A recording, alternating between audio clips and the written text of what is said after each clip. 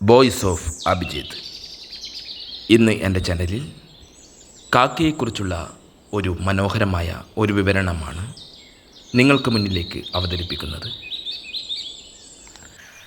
പക്ഷികളിലെ ഒരു വർഗമാണ് കാക്ക. ഏറ്റവും ബുദ്ധിയുള്ള പക്ഷികൾ എന്ന് വിശേഷിക്കപ്പെടുന്നവയാണ് കാക്കകൾ. ലോകത്തിൽ നിരവധി തരം കാക്കകൾ ഉണ്ടെങ്കിലും കേരളത്തിൽ കാക്കകൾ രണ്ട് തരമേ കാണപ്പെടുന്നുള്ളൂ. ഒന്ന് ബലിക്കാക്കയും രണ്ടാമത്തത് പേനക്കാക്കയുമാണ്. രണ്ടും ഒരേ വർഗമാണെങ്കിലും വ്യത്യസ്ത ജാതികളാണ്.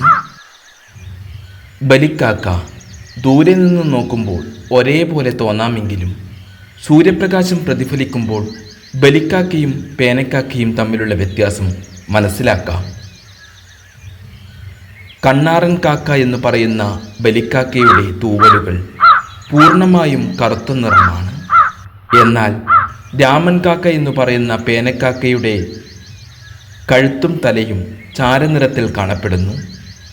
ബലിക്കാക്കയുടെ കൊക്കും ദേഹവും പേനക്കാക്കയേക്കാൾ ദൃഢവും വലിപ്പവുമുള്ളതാണ്.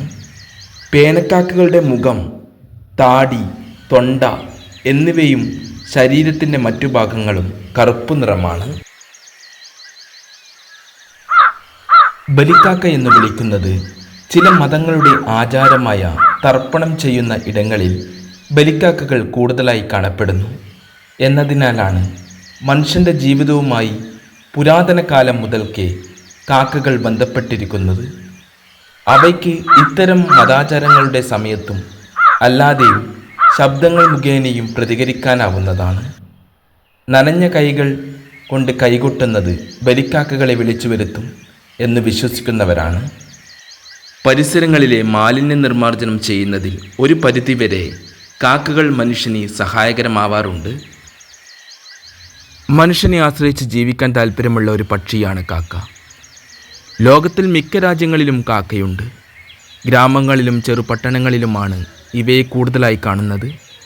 മനുഷ്യവാസമില്ലാത്ത സ്ഥലങ്ങളിൽ കാക്കയുടെ സാന്നിധ്യം അപൂർവമാണ്. അറിഞ്ഞും അറിയാതെയും മനുഷ്യൻ ഉപേക്ഷിക്കുന്ന മാലിന്യങ്ങളെ കാക്കകൾ ഭക്ഷണമാക്കുന്നു. ആഹാരം തേടുന്നതും രാത്രി ചേക്കേറുന്നതും കൂട്ടമായാണ്. എന്നാൽ മുട്ടയിട്ട് വിരിയിക്കുന്ന കാലത്ത് മാത്രം കാക്കകൾ ഇണപിരിഞ്ഞ് കൂട്ടത്തിൽ നിന്നും മാറി തനിയെ ഒരു കൂടുണ്ടാക്കി ജീവിക്കുന്നു. കുഞ്ഞുങ്ങൾ പറക്കമുറ്റിപ്പോകുന്നതോടെ ഓരോ കൂടും ഉപേക്ഷിക്കപ്പെടുന്നു. സമൂഹ ജീവിയാണ് കാക്കകൾ എന്ന് വിശേഷിക്കപ്പെടാറുണ്ട്.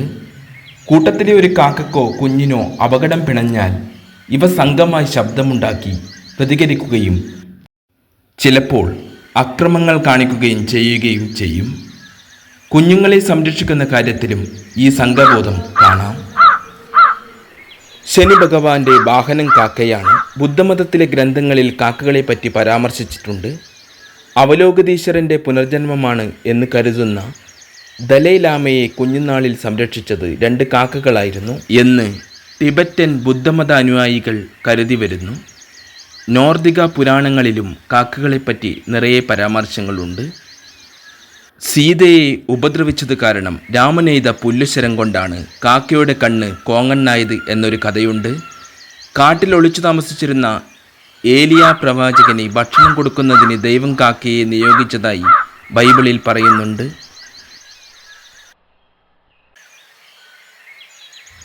കാക്കയെക്കുറിച്ചുള്ള പുരാണം കേട്ടാലും കേട്ടാലും മതി വരില്ല. ഇതുപോലെ ഒരുപാട് കഥകൾ വോയിസ് ഓഫ് അഭിജിത്ത് എന്ന യൂട്യൂബ് ചാനലിൽ നിങ്ങൾക്ക് മുന്നിൽ അവതരിപ്പിക്കുന്നതായിരിക്കും. എല്ലാവരും ഈ ചാനൽ സബ്സ്ക്രൈബ് ചെയ്യുക.